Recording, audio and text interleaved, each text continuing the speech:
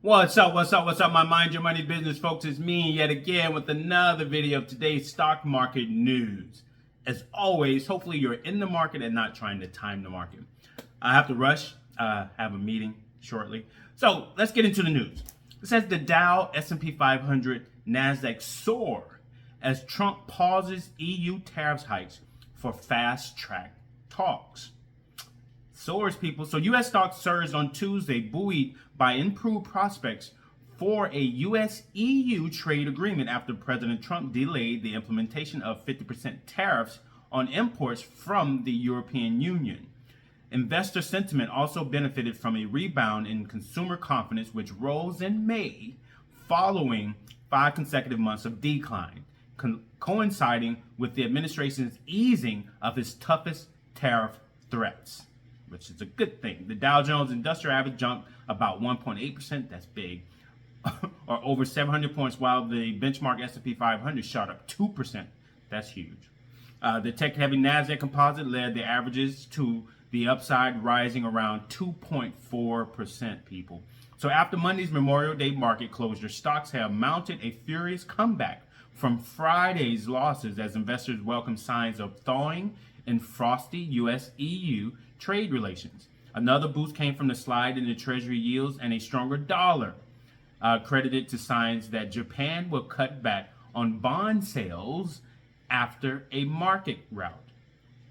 That's good. So the EU on Monday agreed to speed up tariff talks with the U.S., easing concerns about a transatlantic trade war. We don't want that, right? No, we don't want any wars. The move followed Trump's announcement on Sunday that the U.S. would delay imposing a stepped-up 50% on all EU products from June 1 until July 9 to allow time for negotiation. It seems like whenever he makes these little threats, things happen. So let's hope that this goes well. So meanwhile, U.S. Treasuries led a drop in global bond yields amid relief that Japan looks set to calm recent bond market tumult that drove long-term government debt rates to their highest levels in decades. Okay, so the 30-year Treasury yield retreated Tuesday around 4.94%.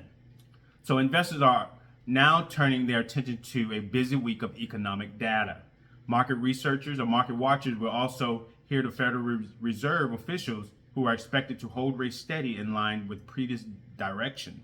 Trump's contentious tax bill is also on the docket, having narrowly made it through the U.S. House last week. Yeah, you know, like that bill is set to add another $3.6 trillion worth of debt to the U.S. deficit. But, let's see what happens. So either way, NVIDIA shares popped after a report of a lower cost chip for China, with the AI leader set to make the spotlight on Wednesday with the quarter's most anticipated earnings results. Macy's, Costco are also set to report this week as well.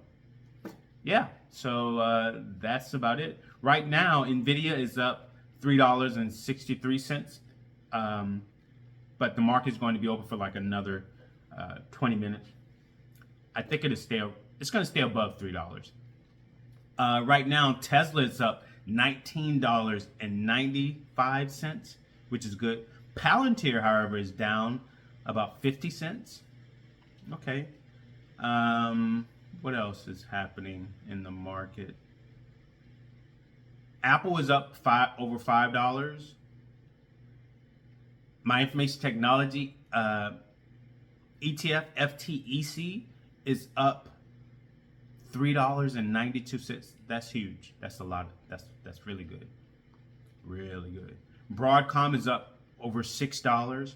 My S&P 500 ETF, SPLG is the ticker symbol, is up $1.33.